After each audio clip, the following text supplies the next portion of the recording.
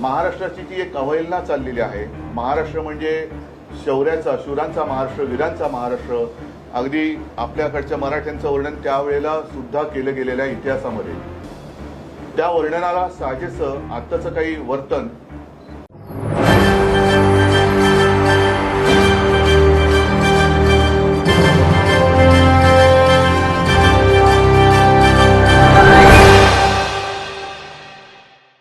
क्या महाराष्ट्र में फिर तस्वीर बदल रही है और क्या वही पुरानी तस्वीर एक बार फिर देखने को मिलेगी जिस तस्वीर में उद्धव ठाकरे सीएम कुर्सी पर बैठते थे, जिस सीएम कुर्सी पर बैठकर उद्धव ठाकरे फैसला लेते थे। और क्या वाकई बीजेपी ने जोड़ तोड़ करके सरकार तो बना ली, मिठाइयाँ भी खाई, जश्न भी मनाया, लेकिन ये सरकार ज़्यादा समय तक चलती नजर नहीं आ रही। और आखिरकार क्यों एकनाथ शिंदे अब बीजेपी से परेशान हो गए हैं और अपने विधायकों के साथ एक बड़ा फैसला करने वाले हैं। नमस्कार, मैं हूं राहुल शर्मा, आप देख रहे हैं SPN न्यूज़ और स्वागत है आप सभी का आज की बड़ी खबर में। और बड़ी खबर की शुरुआत महाराष्ट्र से। महाराष्ट्र में लगातार सियासी उठापटक जारी है। दरअसल बीजेपी ने देवेंद्र फडणवीस को जिस तरीके से सीएम पद के लिए आगे कर दिया, उससे देखकर शिंदे समझ गए कि बीजेपी ने उन्हें दूध में से मक्खी की तरह निकाल कर फेंकने का काम किया।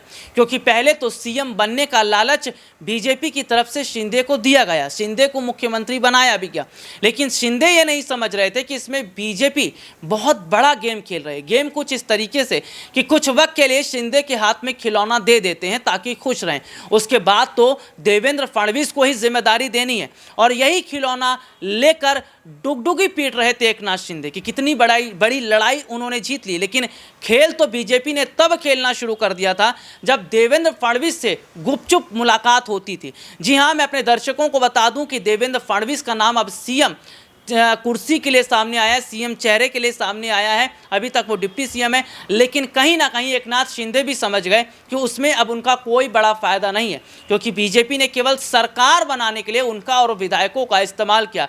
यही वजह है कि जिस तरीके से अगर देखा जाए तो सुप्रीम कोर्ट में जो 16 विधायकों की जो सदस्यता है, उस पर जो फैसला आना चाहता था आया नहीं है, फैसला रुक गया, स्टे हो गया। तो ये सीधे तौर पर देखा जा रहा है कि क्या वाकई जो विधायकों की अगर सदस्यता की बात करें, अगर वो सदस्यता चली जाती है तो ये भी एक बहुत बड़ा झटका महाराष्ट्र में रहेगा जो है बीजेपी के लिए। लेकिन सीधे तौर पर उद्धव ठाकरे ने कहीं ना कहीं ये जाहिर तौर पर कह दिया कि मातोश्री के दरवाजे उन तमाम विधायकों के लिए और उन तमाम अपने लोगों के लिए खुले हुए हैं जो लोग मातोश्री का रुख करना चाहते हैं। और ये बात उद्धव ठाकरे ने बहुत पहले कही भी थी कि वक्त बदलते देर नहीं लगती। और जिस तरीके से हम देख रहे हैं कि महाराष्ट्र के जो राज्यपाल भगत सिंह कोश्यारी, उनका पूरा जिक्र कहीं यहाँ पर होता नजर आ रहा है। और शिंदे के इस्तीफे को लेकर लगातार चर्चा हो रही है कि शिंदे इस्तीफा देंगे तो देवेंद्र फडणवीस को सीएम बनाया जाएगा, लेकिन कुछ ऐसा होता नजर नहीं आ रहा है। शिंदे ये कह रहे हैं कि जो असली जिम्मेदारी है वो उद्धव ठाकरे की है।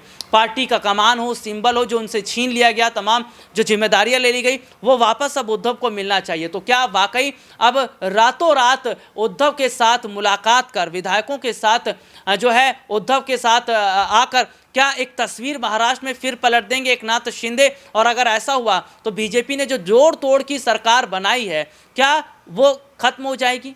आज के लिए इतना ही, आपसे फिर दोबारा मुलाकात होगी, तब तक के लिए इजाज़त दीजिए, नमस्कार।